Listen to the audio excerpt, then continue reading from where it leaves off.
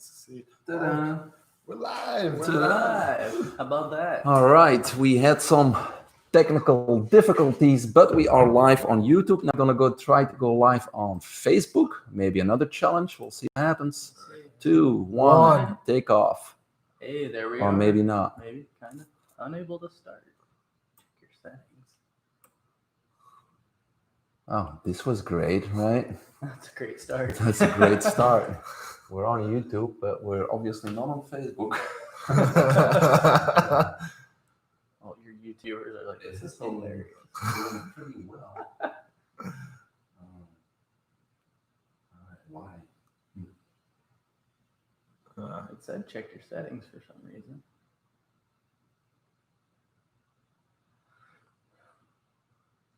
Oh, that's a good view there. Ooh, hello. Great view now. Let's go back to Facebook. Try this again. And go live quickly and put in the title later.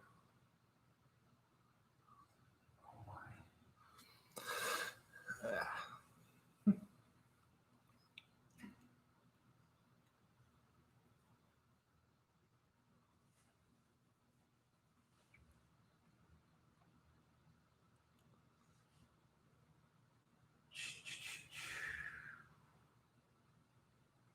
Where's the go live button? You guys see it? You scroll down a little I never use it on this. Keep going. Going. Keep going. One more. There. Go There live. it is. Live video.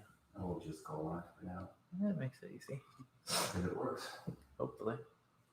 So Go live now. Yeah, I'm just gonna have to get my settings for the microphone. Go live. Reach more people by adding to your live now. Not now. 1. Hey, there we go.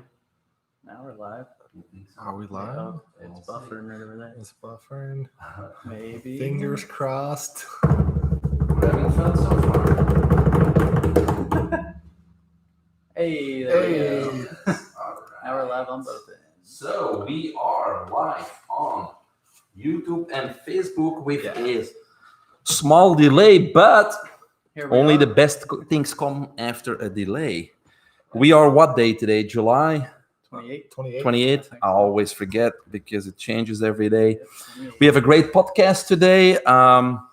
If you want my credentials, they are on my website, mikevantielen.com or easuremvtonline.com. We got the books there, keynote speaking. We got the archive of all the podcasts and much more. Today, we're going to talk with two great guys that I know. We call them Millennials. They're a little bit younger than me, probably half my age. Something like that, right? But it doesn't look that way, right? Yeah. Too much Botox. Yeah, exactly. Botox, a little bit of makeup right before. That's right. But we are going to talk about a millennial's perspective during these current events. Of course, the pandemic, the riots, the elections coming up, whether or not there's conspiracy theories and whether or not our freedoms and liberties are being taken away. So let me introduce the two guests today. We have Christopher Godfrey, How you doing, guys? the guy in green, right? That's me. Chris. I met Chris just recently, a few weeks ago, because he started working at the physical therapy place as a physical therapy assistant. So, Chris, share with our viewers a little bit more about your background. What's your age? Where did you grow up? Where did you go to school? And what are your aspirations for the future? Well, I'll keep it nice and simple. I'm 25 years old, so I am a millennial, believe it or not. And then I grew up here in Florida. I was born in Tallahassee. Grew up actually with Caleb. We went to the same church. And then pretty much have just ever since then, I went to UCF and got my bachelor's in kinesiology, sports medicine, and then got my degree as a physical therapist assistant. And You now are finally working in just your first job. Yeah, got my big boy job. So All right, excellent. And then Caleb, I've known Caleb for a few years, mostly from the swimming pool. Actually, he was for a while an assistant coach also of the master swim team here locally. And so he kind of contributed to my world record last year. So he gave me a few good tips there. Yeah. I remember I didn't like the tip because he basically said the first 25, Mike, you don't breathe that many times, hold your breath. Yeah. But it did work. Yeah. It did work. I didn't need that oxygen the first 5 seconds. It was mostly the last 5 seconds I needed it. So, guys, welcome here. Yeah. Caleb, do you want to share a little bit more about you, where you grew up, and what you did in school and what your aspirations are? Yeah, guys, I grew up here in Daytona Beach. I was born and raised in Georgia. I'm getting my bachelor's right now in cybersecurity, and my goals are to get a job in cybersecurity somewhere and hopefully grow my Instagram political channel by hopefully to a decent amount. All right. And Instagram, is that a millennial thing? Can I get followers on Instagram too? Of course you can. I mean, there's different websites. I'm sure cybersecurity, he could help you gain followers. You can get me 1 million in an hour, maybe. Like if you could do TikTok, man, it would be game over at that point. TikTok. Were they not going to cut that off, that Chinese thing? No, did they do that already? No. They didn't yet. It's still going. Still going. All right. Well, let's get right to it. Chris, pandemic or plandemic? Well, I guess your view on it is, where exactly do you stand? Do you feel like this is all made up for the whole election that's going to be coming up? Do you feel like it's the Democrats or Republicans trying to make it a segue into whether or not all this is going to be gone once Donald Trump, Joe Biden, whoever you want to elect for is going to be president? Is it all going to be done after that? I guess we're going to have to see. Personally, I think there are people getting sick. I don't think it's in the amount of numbers that are happening that people are saying, but I think people are getting sick. So I think it is a real thing. But as far as it being a plan, I mean, I guess you can mold both of them into that. Okay. Caleb, what do you think about the numbers? Because they've been changing so often. And again, we hear supposedly, in this second phase, or the second phase is coming. The numbers are going up. The fear happened in the beginning, and nobody knew what was going on. And then it kind of, everybody was kind of seeing through it and started to not wearing masks. And now we got those two camps once more, right? Masks, no masks, social distancing, etc. But what do you think about these numbers? Can we rely on those numbers? I think the numbers are slightly reliable, but unreliable at the same time. I would say give any number that comes out about 2 weeks to see, because you look at a lot of these labs that are coming out, they're reporting 100% positivity rates, but that can't be possible, because that means that we'd be getting infected at such a rate that at this rate, we would just have herd immunity, and with that, we should go just to that. So either A, the numbers are wrong, or B, we need to reassess the numbers, and we also need to look at who's counting the numbers, because whenever they took away elective surgeries from hospitals, that made them lose some of their funding. So we need to look at both aspects. Well, yeah, and of course, for every diagnosis, they get funded, and then if it gets so bad they put them on ventilators, they get more money. So there's always going to be that money in play in there for sure. Do you know what the current death rate or number of deaths in America is today? I think we're up to 140 something thousand. 140 total, but you look at where that's coming from. It's been the states with the heaviest lockdowns. Yeah. Of course. And but if you look at that, though, there's 330 million Americans. So if you divide 140,000 divide by 330 million, we're at a 0.0004% mortality rate, because they are calculating it as, the people that are tested positive and only taking those people. But I've not been tested, right? But I've not been sick, right? So to me, still a very low mortality rate. However, what we are seeing, though, is that, and that news initially came from Italy, because they were a little bit ahead of us, right? That now, and a dear friend of mine that I spoke to a few times over the last week actually was 21 days in the hospital in Orlando. He's in his mid-50s. And so he explained his whole experience. And initially he went there with mild symptoms, and they sent them back home. And that's what I think is what's wrong, what they're doing wrong, because that's when you probably could kill the virus with the hydrochloroquine and the Z-Pack and the zinc, or with a steroids nebulizer, which has been proven to working. But they don't do that, so they send them home, and then later on they come back and they're much worse. And now it's a life or death case, and many times it doesn't turn out that well. But in his experience, what happened is this virus now is basically releasing a bacteria that has an effect on the clotting of the blood. So we have younger people that die from COVID because it's a clotting factor. So the normal rate is between 2 and 4, I believe. Don't get me exactly on the normal range, but his was 7. So they had to put an IV of blood thinners on for weeks to save him. Yeah. And he's walking around again. He's 100% fine, but obviously it's scary. But now we have that other aspect of clotting and the bacteria. So in Italy, they're saying right now that most of their deaths were caused by the ventilators and the wrong treatment. If they only would have treated the patients in the initial stages, and that's what we're still not doing in the initial stages with the drug, right? The drugs and the Z-Pack. Because Z-Pack is an antibacterial, right? Yeah. And then we don't get to the stage where it's too late and we have to use blood thinners. So I think right now that's where things are going wrong, and that's obviously because they want to push that vaccine also.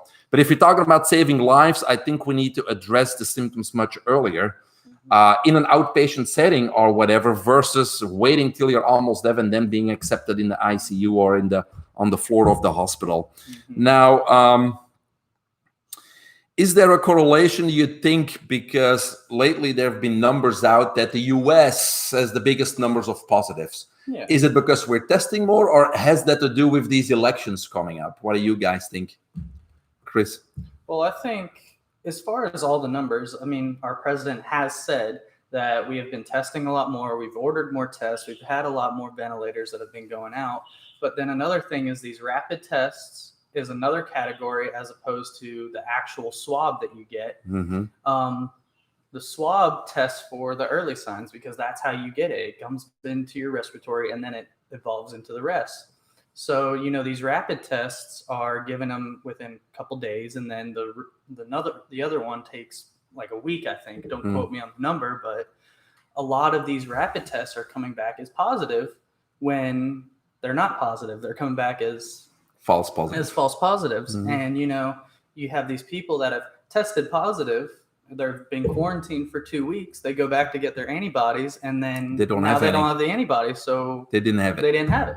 So but they're still counted as positive. Exactly. Yeah. So you're not even taking into account these false positive tests that are actually wrong. So where are the numbers going from there? Plus, Caleb, the CDC has drastically adjusted their numbers themselves by 90%, because they did include pneumonia and heart disease initially, and now they adjusted their numbers accordingly. So now the percentage is much, much lower also for the COVID deaths. Right, and that's the other thing you have to check out too, is whenever you look at a lot of these cases, an old person with pneumonia gets it, and then when they take them to the hospital and they start treating them, while they're at the hospital, they suddenly catch COVID. What killed them first? Was it the pneumonia or the COVID? That's hard to say, right? The COVID just kind of pushed them over the edge. That's the other thing too, is when they looked at the initial CNN study, which was proven to be debunked because they were taking people that had fatal diseases. Sure. And it was in the age range of 75 to like 85. So you're already there. You have a fatal disease. This is what we're using as our criteria for how deadly the illness is. I think it's kind of wrong, because you look at the people that get it the worst, it's people with 3 or more comorbidities and people that are over the age of 70. Sure. You know, compromised immune system for sure. Now, it just came out too that still, you know, we have all these measurements, right? We're not going to talk about the masks. We'll skip that. We have the social distancing. But the schools, right? The schools have been closed, and there's still this debate whether they should open or not. But as far as I've known, research-wise, there's not one case around the world where a student has given COVID to a teacher or to an adult. That doesn't even exist. So those measurements don't make any sense. The Teacher Association in California, more specifically Los Angeles, they don't want to go back and teach the kids unless we defund the police. So obviously one has nothing to do with the other, right? So here we are again. It doesn't seem to be about health. It doesn't seem to be about what's best for our kids, you know, because I think they should be in school. They should be learning. They should be socializing with their peers, etc. But all these measures, the masks, the social distancing, the public places, no concerts, no nothing, they are measurements, and I understand them. But if we're talking about a virus, do you guys think that those measures will really prevent from people being exposed to it ever. I mean, in my opinion, regardless what you do, maybe you can postpone exposure, but eventually you will be exposed, period. And this is What do you think about that statement, Caleb? This is where I think Sweden did it right, and they just got it out of the way, and they quarantined the people that were most at risk, but they kind of let everyone get over it as quick as possible, and they ended up having a pretty not that high of a death rate overall. I think total they have like a close to 1 million people in their country. They only had 7,000 deaths. That's not that heavy. And those people, I know a good bit of them, they were at risk, but they said, if we get it, we get it. And we die, we die. You know, it's a different mentality for sure. But, you know, the reason why they do that, of course, is, I mean, it's easy to say only 7,000 deaths. If it's your mother or your uncle, it's not that funny, right? Yeah, exactly. But the ramifications of, like we in the beginning, we have to flatten the curve. I guess we're still flattening it and we continue to flatten it or something like that. But it's the other ramifications, right? People losing their jobs, people getting depressed. And so we see all those numbers increasing. So it looks like we're going to have a lot more issues going on than just the deaths from COVID. Chris? Well, even that, and going back to what you said, people are getting depressed. They're losing their jobs. Before I got this physical therapy job, I worked as a bartender. And when all this COVID came out, I lost my job. My entire work family lost their job. I think I'm going to just say about 30% of them fell into depression. And studies have shown that depression weakens your immune system. So you're already at that point of being ready to catch it. And then it's at that point, and then going back, it's just ridiculous. I think it's. And again, no doctors. Of course, we can find doctors, but on the mainstream news, nobody gives advice about prevention or about building your immune system or going more in the sunlight or eating healthier or exercising or movement. Nobody ever talks about that stuff. You need to wash your hands more and wear a mask. Get weaker. Yeah, exactly. Because there's plenty of studies out that the kids that grew up. That grow up in the city and wash their hands and are protected from the parents, they have a much lower immune system and more susceptible to any disease than the ones that grow up on a farm and play with the animals and play in the dirt. That was me, of course. Roll around in the mud. Roll around in the mud. That's proven over and over again too. Are you guys gonna get that vaccine when it comes out? Oh no. Why not? Because they're skipping animal trials, which I can't see possibly on how skipping a whole phase of testing, and they're getting this done within like a year and a half on how it's possibly clinically safe. I can see about using plasma to donate to help other stuff and other prevention sources like that. But to skip a whole phase of testing, I don't trust that. And make it be a choice. Don't mandate. Yeah. Right. Now, they have been doing for about 2 decades trying to develop a vaccine, not for COVID-19, but for the coronavirus family in general. And they have not succeeded. And nobody tells this news either. They have not succeeded because you mentioned animal testing. That's why I thought about it. That's the first phase. But with animals, they can do more. They actually, in the part of animal testing, they can actually give them the actual virus after the vaccination to see how they respond. Right. And in this case, they use ferrets. And so all the ferrets die because the antibodies basically attack the immune system. Okay, so now we're gonna skip that part, so we don't have to say people die and put that vaccine out there, and it potentially could wipe out a big part of the population that way because they don't know how it acts, right? Exactly. But then the other question, Chris, is like if we have supposedly if everybody's gonna be infected and we have those antibodies.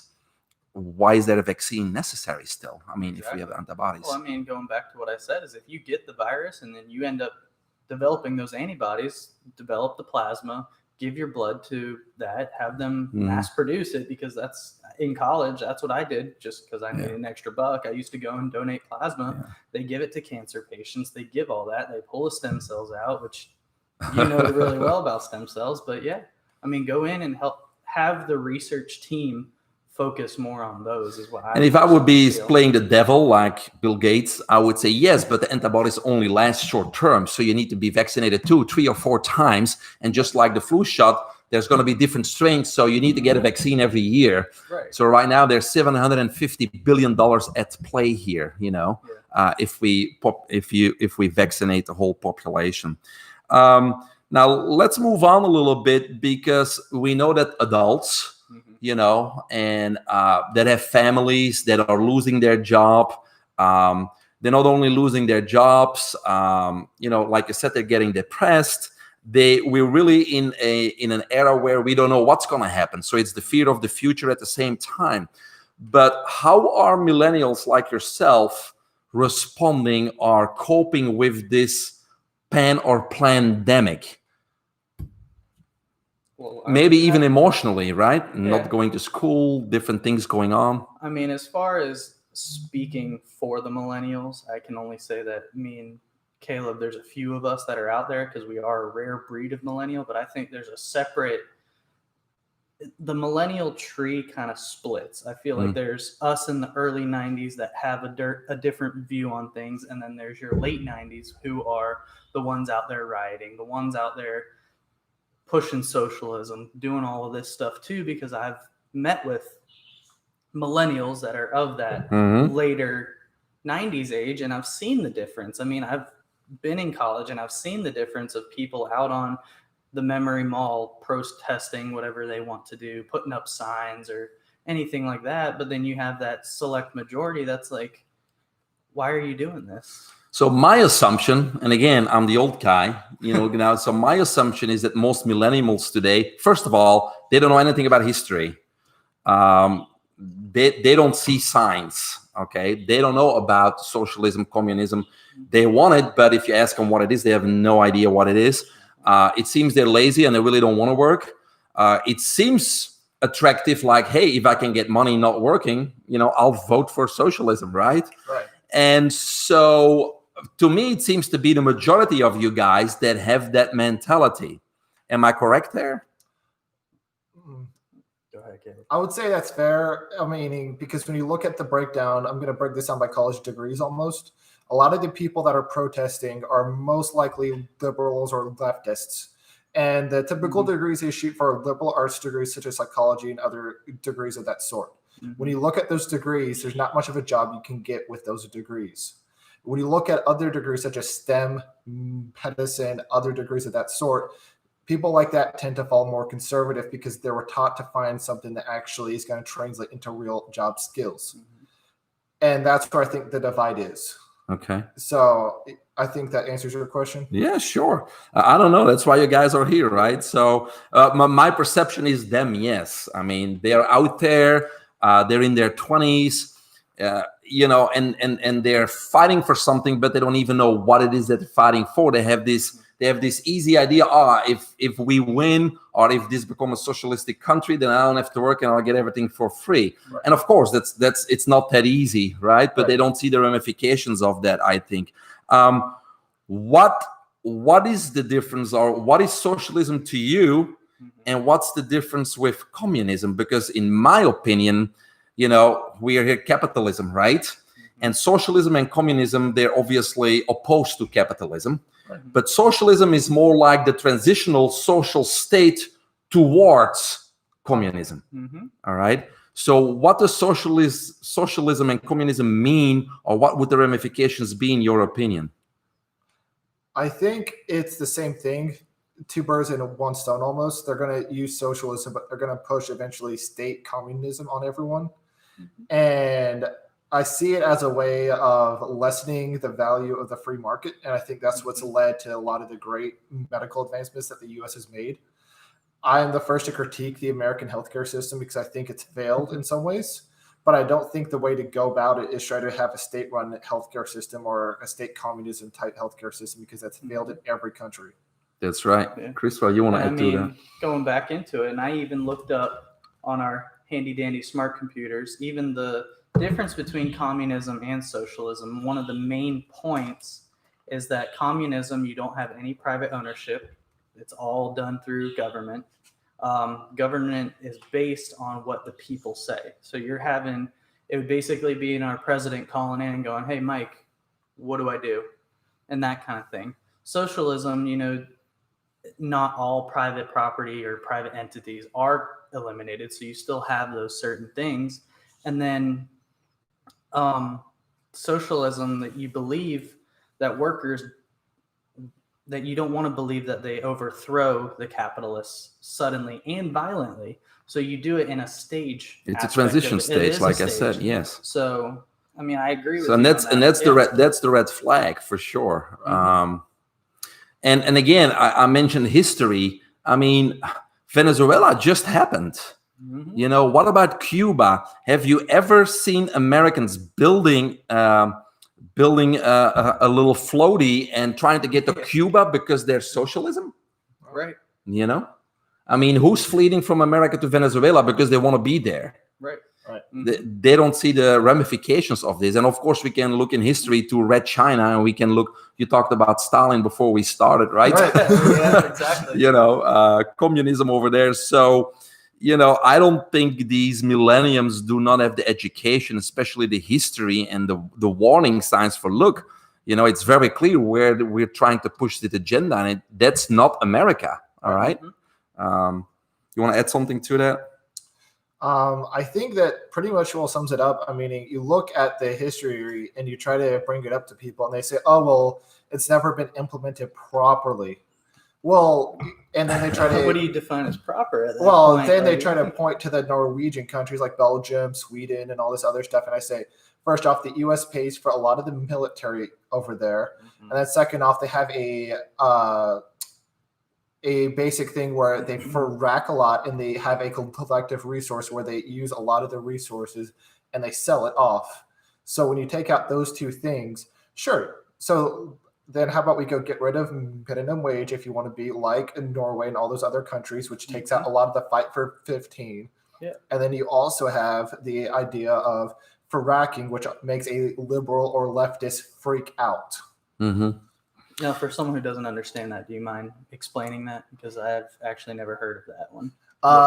So essentially, what happens is in the oil industry, they go look for areas inland where they go see where the oil is at a shallow area. Okay. And then they go get oil with a smaller oil drill. Okay. Gotcha. Interesting.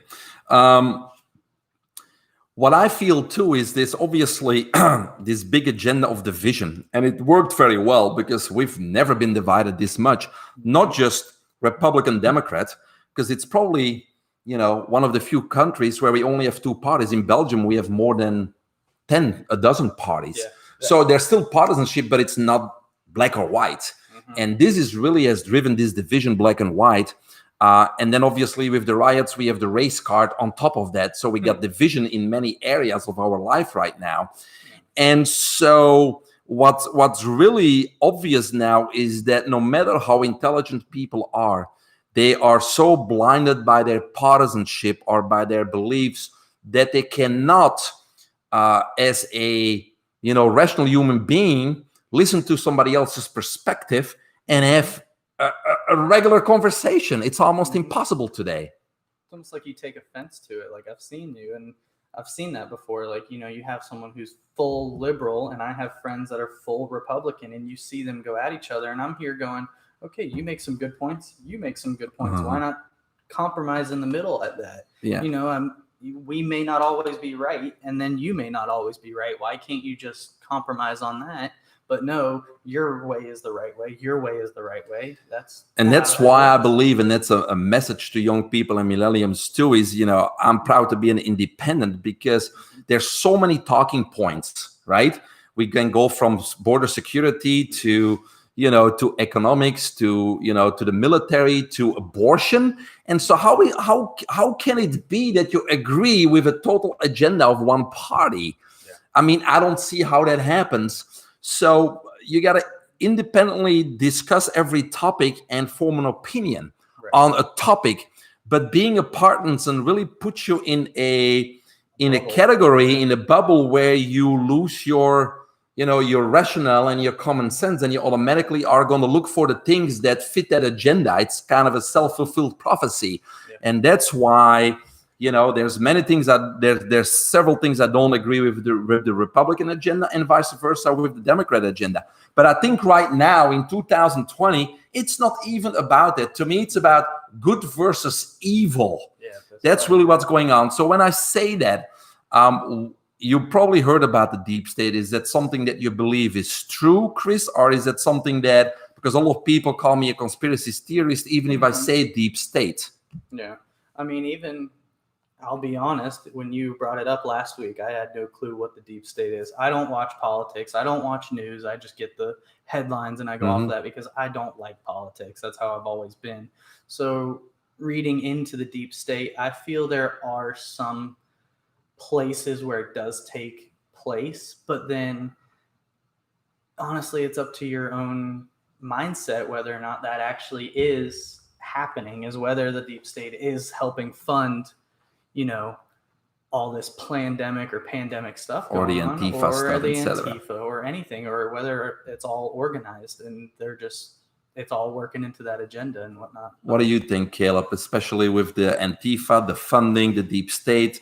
Do they have to do with this? What's going on in your opinion? Well, unlike Chris, I was a former poli-sci major, so this is where I can kind of delve in and really nerd out here. So Go for it. Yeah. Essentially, whenever you look, Pizzagate is a real thing, and what's weird is the media has yet to cover the fact that we have like 800,000 kids being like just suddenly going missing each year. So I'd be curious to see on what's happening there and to see what ties are there to Jeffrey Epstein, who did not kill himself, by the way.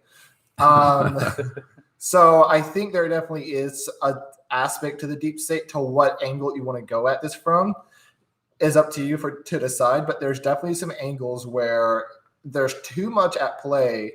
When you start analyzing it as a journalist, you start seeing certain things pop up that don't make sense, that track back to like a cabal deep state type deal. Yeah. I mean, to me, it years ago, it was hard to really go down a rabbit hole and find things that you could verify. But I feel the last 6 months, so much has surfaced of that stuff. And again, you always got to take it with a grain of salt, because also those people go down the rabbit hole a little bit too far and make too many links. But there are just too many coincidences, especially with the pedophilia rings, you know, the Satanism, the elite, and everything that's going on. And the globalist agenda, that's not a secret. They talk about it openly. So I don't understand how people can deny the fact that there is an agenda in which certain people want this to be, you know. Yeah, right. Like Bill Gates wanting to depopulate the earth. He said that several times. His dad was a big supporter of Planned Parenthood. And what was the original purpose of Planned Parenthood? Depopulate and get rid of blacks and poor people. I mean, and guess who was the first person that Melinda Gates wants to give the vaccine to of coronavirus? Of course. Black people. It's just, I don't know. To me, it sounds a little fishy, but believe what you want to believe. Well, he caused a good genocide in India too, but that's never covered by testing those vaccines. And since when is he a doctor anyways? Yeah, exactly. People still think he's a good guy, philanthropist. He gives 10 million for research on vaccines. What they don't know is if that vaccine would be given to the world population, he walks away with 750 billion. To me, that's an investor, and a capitalist is certainly not a philanthropist, right? Yeah. So no, I agree with you guys. There certainly is a lot more to it behind the scenes. The global agenda does exist. I don't think like events like 9/11 and this pandemic are coincidences. If you read their agenda and if you look up what their agenda is, then those events become stepping stones towards that agenda, and things become very, very clear. I think it's like you said, Chris, is if you look in a little bit, it goes like, I don't know about this. But the more you look into it, the more convinced ones would be that there are truths to it. Not all of it. Okay. When you go down the rabbit hole, you can make very many links that are totally untrue. So you got to kind of not get, how do you say it, caught up in that stuff either, because it gets exciting and you want it to be true. And then that goes for both ways. If the deep state does succeed, though, meaning a globalist world, how would that impact us, you think? Especially you guys, you got a life ahead of you. Go ahead. I think that's where it's going to be interesting, and it's going to be even more so than us versus them, because there's enough people out there that I think they would fight back. Mm-hmm. But the one thing that the people that would be fighting back don't have, is they don't have the media. And when you have the media on your side, you can easily influence millions. Look at North Korea. North Korea, somehow, even though they live in a crap hole, they still manage to control the masses with the media and showing how great Kim Jong-un is. Yes. It was funny in that one movie they took off. What was the movie called where they went to kind of try to kill The interviewer, James the Franco's interviewer? such that a was good pretty one. funny. But there, it's really like kinda even the shows front you a stores little were fake with fake fruit, right? Just to Yeah. make it seem that people had a place to shop. Yeah. It was actually a pretty good movie. Yeah. What's your opinion on, and this is that a little bit to do with science too, on merging our bodies, our human biology with artificial intelligence? It's already kind of happening, right? Because we got this little device here, and if you forget it at work and you're already on your way home, you freak out. Everybody does. You can't go without this for 2 minutes, you freak out. So even though it's not implanted in us, we're already so attached to it, and we get a lot of information from it, and it kind of molds us on who we are, right? But we're talking about, or they have been talking about, putting a chip in to track us down, right? To see where we are. It's on our phone. They already installed that app for coronavirus, because then if you're positive, they know who else you've been in contact with, et cetera, et cetera. What do you think about this? Because it's coming, this merging of us with intelligence, and artificial intelligence is what they call it.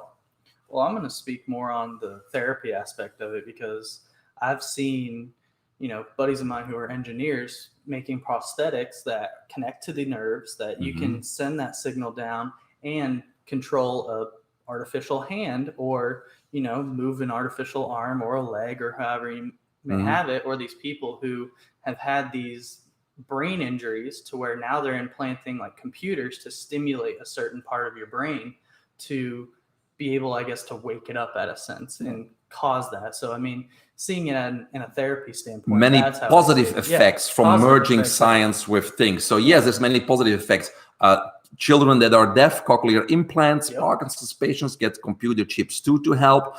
And the bionic limbs you're talking about, they're much better than our own. They now are able to operate at much greater efficiency than our own biological limbs. So those are the positive things. What do you think could be some of the negative things if we're starting to merge technology with our body? Well, talking from a cybersecurity standpoint, this is where we have to be careful. Get hacked in that system.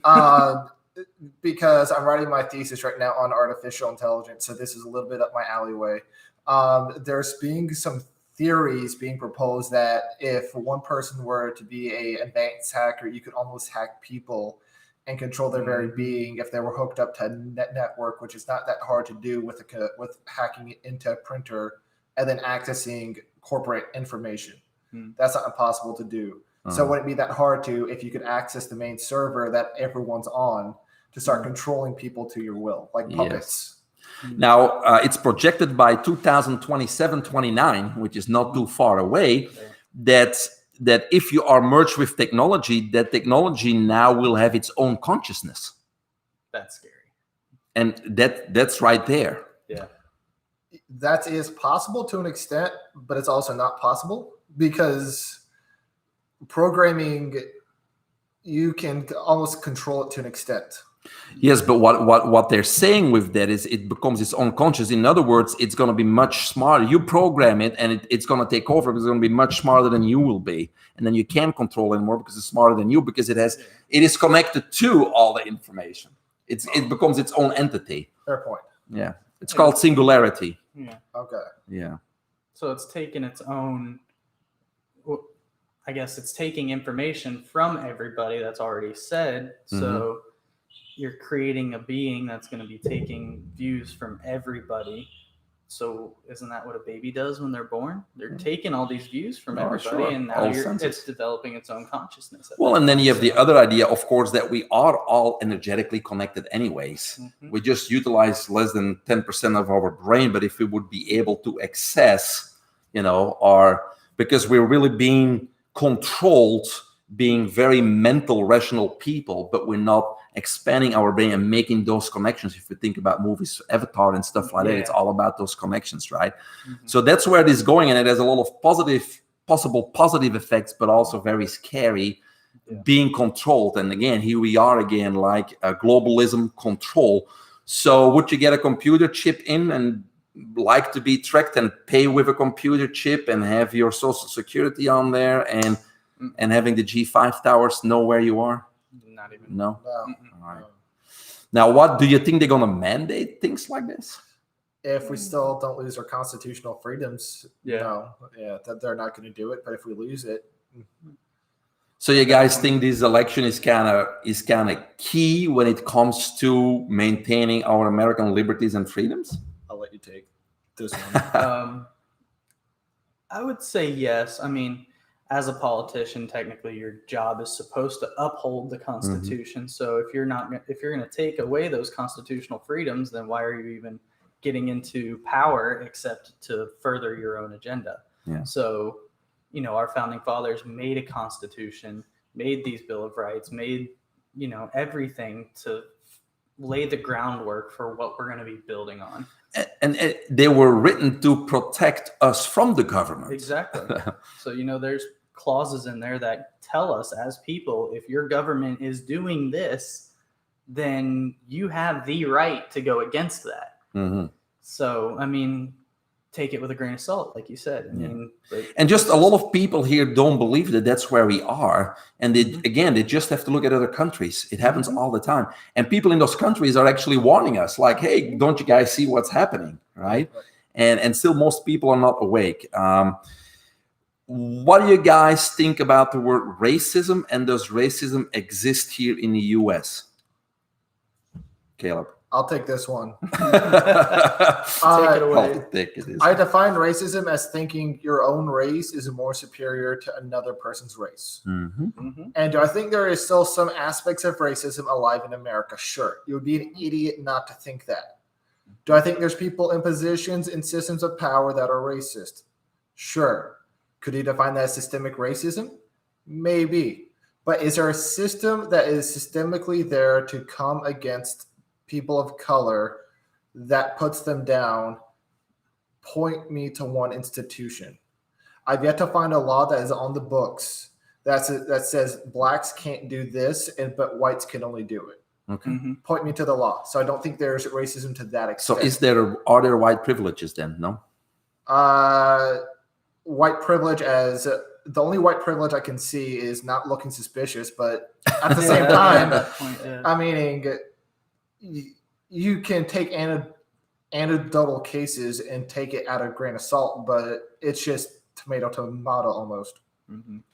I mean, Chris, I guess you want to add something to that, or going to like what Caleb said is, I believe there are certain sects in the whole United States where racism is still prevalent. I mean, you think about these deep southern states where these guys are growing up in backwoods and that kind of thing, that all their great grandfather said is, hey, black people are bad, and then now white power, everything.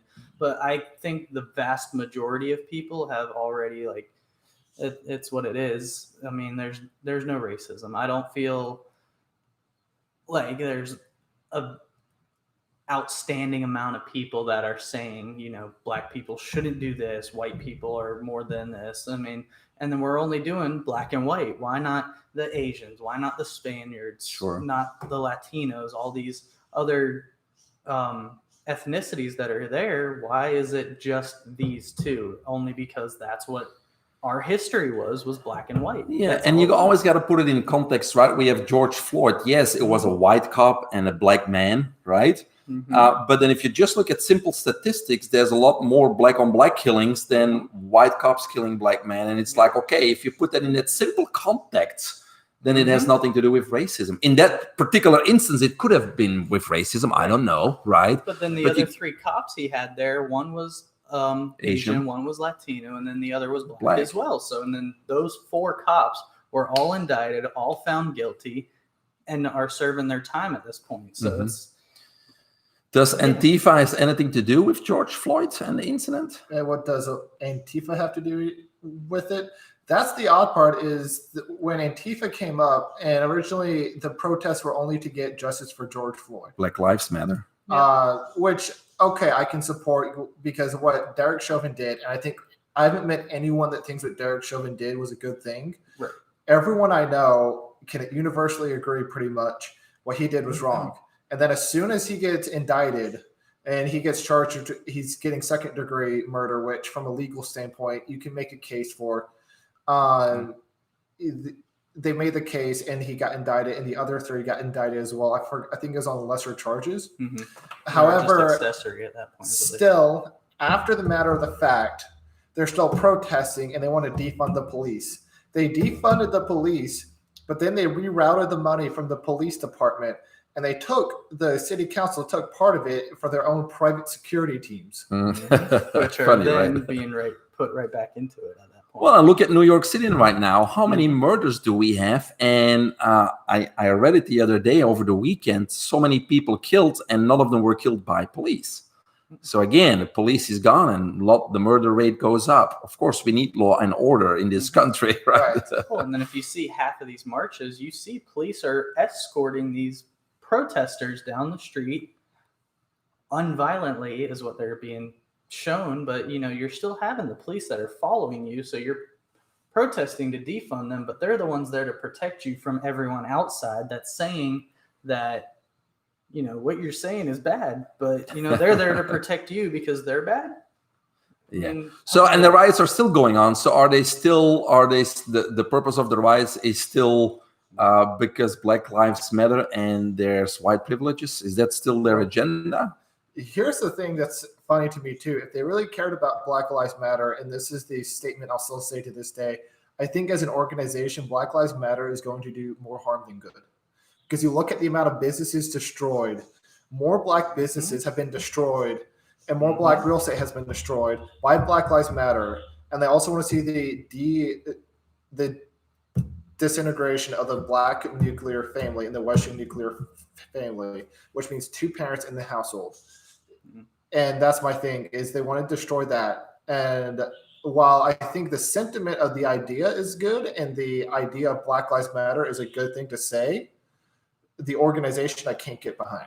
No, because they got a totally different agenda. Right. Yeah. Right. Yeah, and then I guess piggybacking off of that is, Black Lives Matter is this certain group, but now you're inviting other people to protest for Black Lives Matter, but they're only there just so they can go loot the Nike store or whatever that is and, get all this stuff. And, I've seen that on different things, and they're out there going, okay, well, what are you, why are you rioting? Why are you protesting? And they say, oh, Black Lives Matter. But we just saw you walk out of that store with all this stuff. You're a criminal. So how is that helping at that point? And I guess it's taking it, we see all these riots and everything, but who's really rioting? Is it Black Lives Matter rioting, or is it the people using that as an excuse to riot? Sure. How do you guys think these riots will end?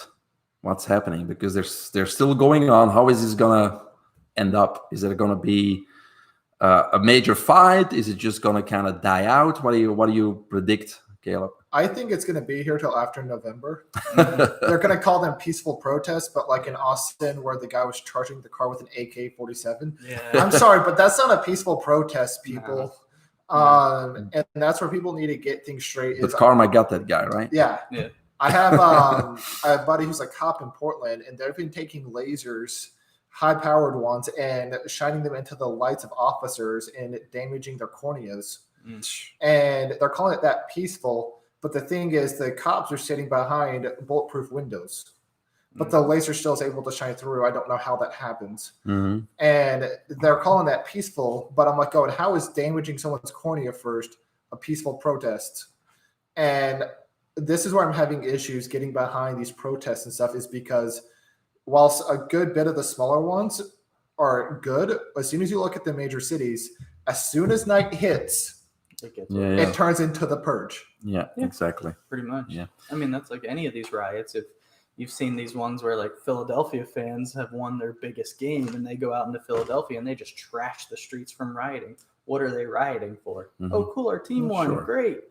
There you go. What's your opinion, Chris, on the Second Amendment? Because that's been challenged quite often lately. Well, I mean, if you've seen the truck that I have outside, I mean, I grew up with Southern grandparents. I've always shot guns. I like going hunting. As far as being able to have that right to bear arms, I will always stand by that. I mean, stand your ground, all those kind of rules that are put out there. I'll always have guns. I mean, I have no other people have different views on that, of course. But I mean, if I'm going to be to that point where I have to defend myself from a peaceful protest or anything like that coming to, my property and my family or anything like that, I should have the right to be able to defend yourself. Yeah, exactly. Yes. And but then you have obviously the people that would immediately respond, what about the school shootings and things like that? How do we prevent school shootings, Caleb? Well, first off, I'm going to address something. School shootings aren't that prevalent, people. I think they ended up finding out like the chance of you being in a school or like a mass shooting is like 1 out of like 125 million or something of that sort.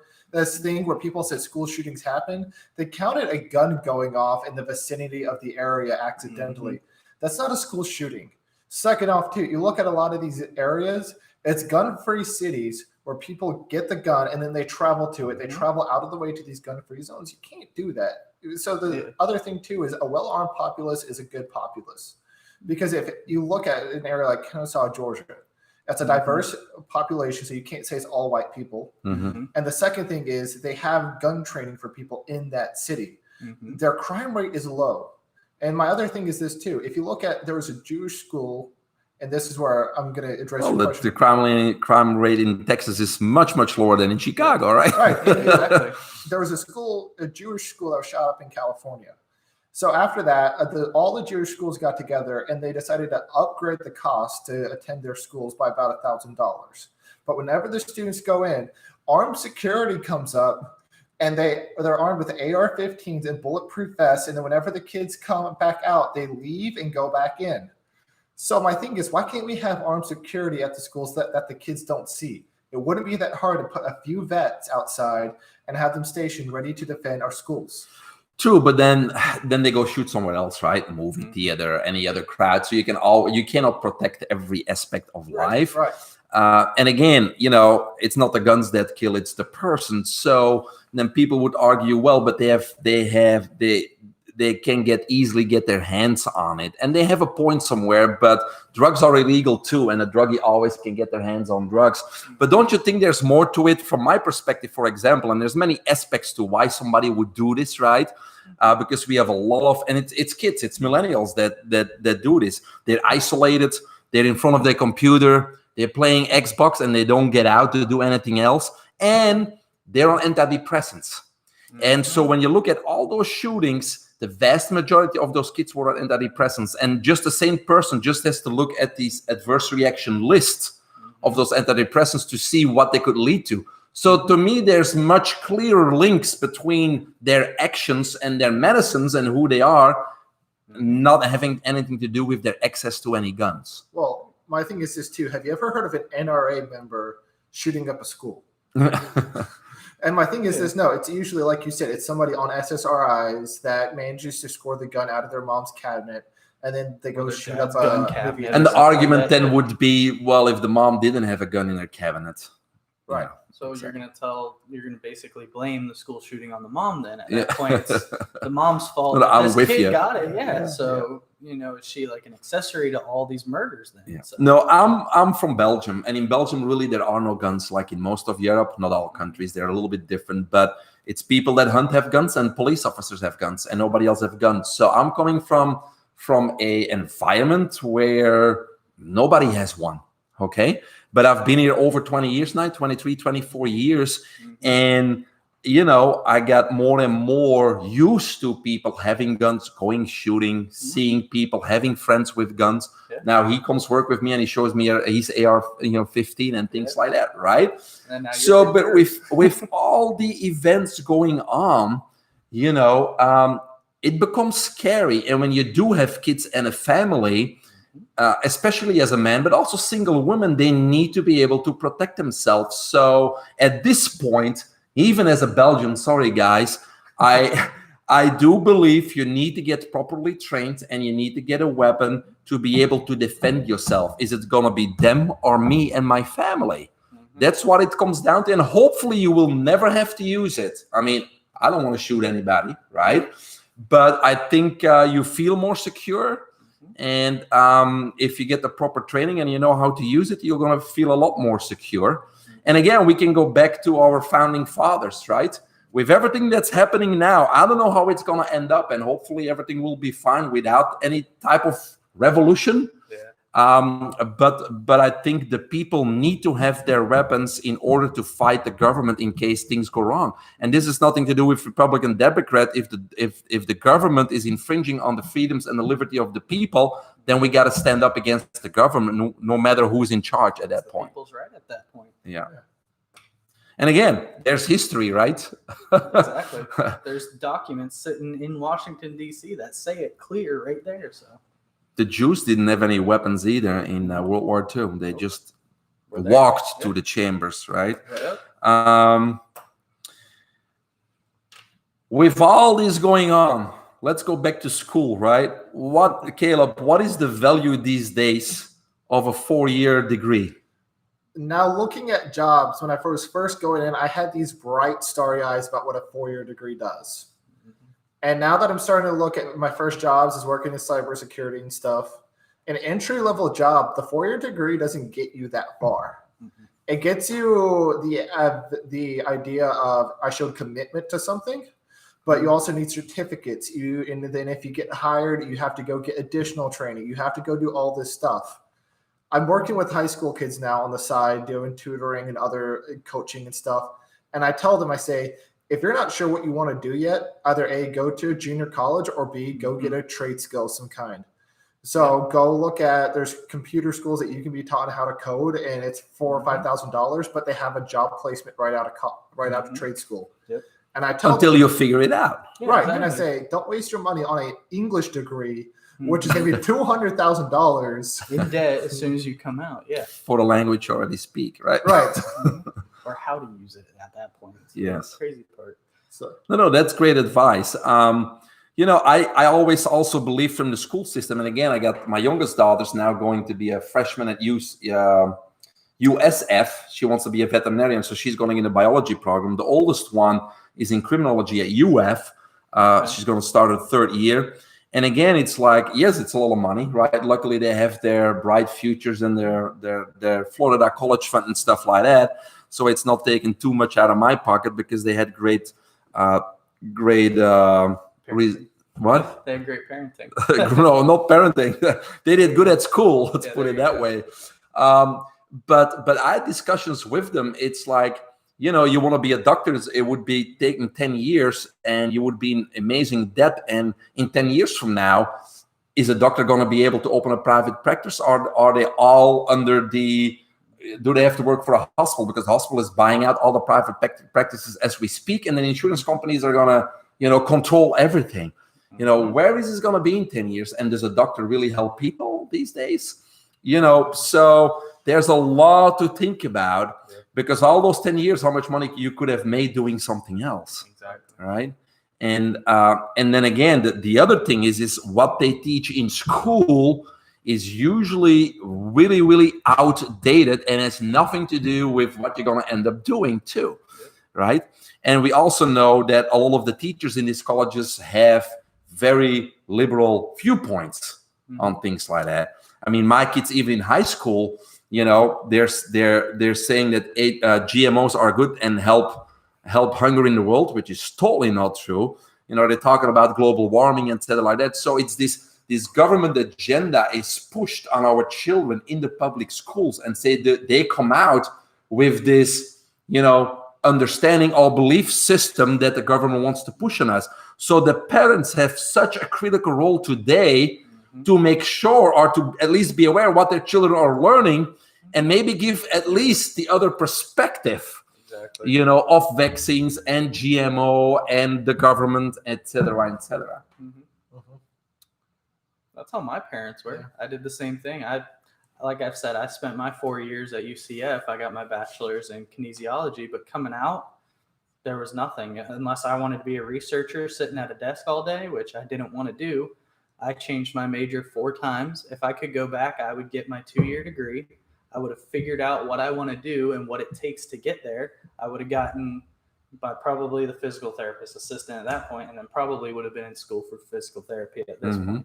But going back and looking at it now, you can see that different viewpoint. But like we've talked at work before, I had professors of mine where I would sit there and I'd go, That's an interesting point. And then just taking it in, you take it with a grain of salt, but then I could propose that to my parents who are of that other side, and they're like, okay, well, why do you see it that way? Mhm. And then you can bounce those ideas. I guess that's having an open viewpoint, which a lot of, I say that second half of millennials don't have. They don't have that open viewpoint. They get stuck on that. I'm looking one at a segment. book. There's a good book here, 7 Habits of Highly Effective People. Old book by Stephen R. Covey. And I think habit number 5 is seek to understand, then to be understood. So yes, I mean, when I was your age, very opinionated, right? But I had to learn that habit. I said, I'm weak there. So it's like, yeah, let's just not talk and listen to the other people's perspective. And maybe you can learn something, or you may change your mind, not all the way necessarily, but at least you know why they're making that argument, right? And so it's always been a great book for everybody that's listening anyways, to go over those 7 principles. Seek to understand, then to be understood. Right? What would a message be to your peer millennials that may be listening or not listening, but what would you like them to do? I would say be more open to hearing different viewpoints, and look at your future and see if it's something that you want to do down the road. Too many people in our generation have this go with the flow mentality, and they don't want to actually look at what's that going to get them down the road. And I think that's another thing that we have to look at, what's down the road and what our past has also been like. Okay. If you would, let's say we're 40, 50 years later. Yes. And you would look back to the millennial generation, what would you like the legacy to be? What would you like to be the contribution of society by the millennials? And I'm going to have both of you answer that. You can take this one first. He's got to think about it. Yeah.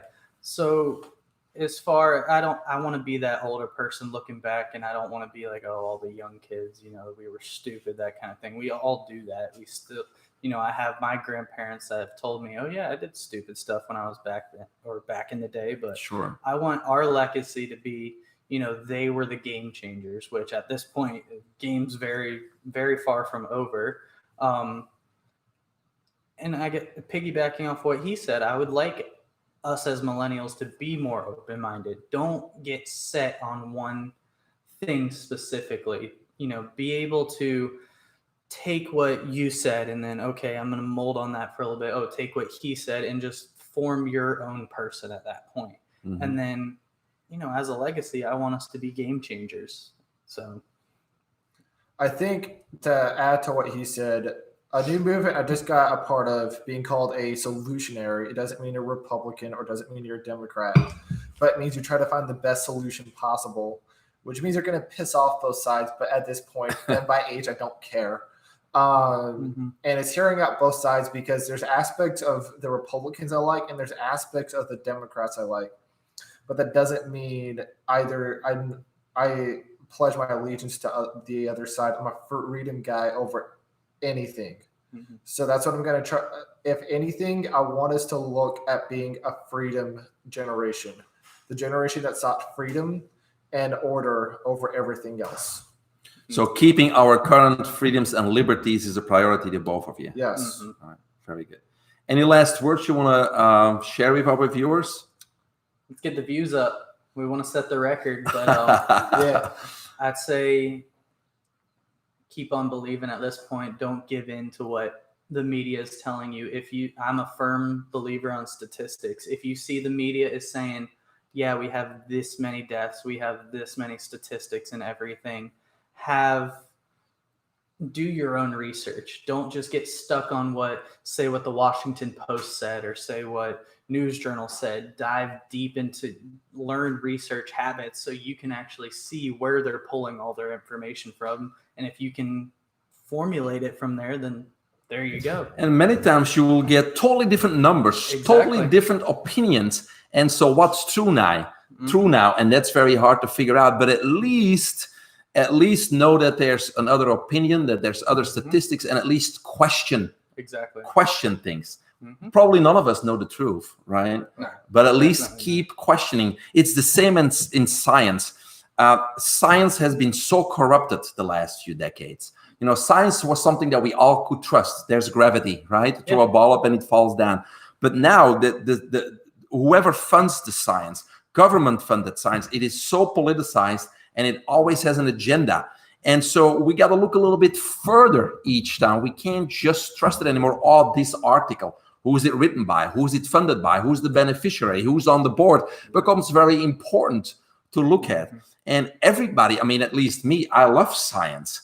But today's science, we could talk about global warming, but that's not science. It's a different podcast. It's a different podcast for sure. Any last words? I would say be definitely freedom people and be solutionaries. Actually look at hearing the other standpoint.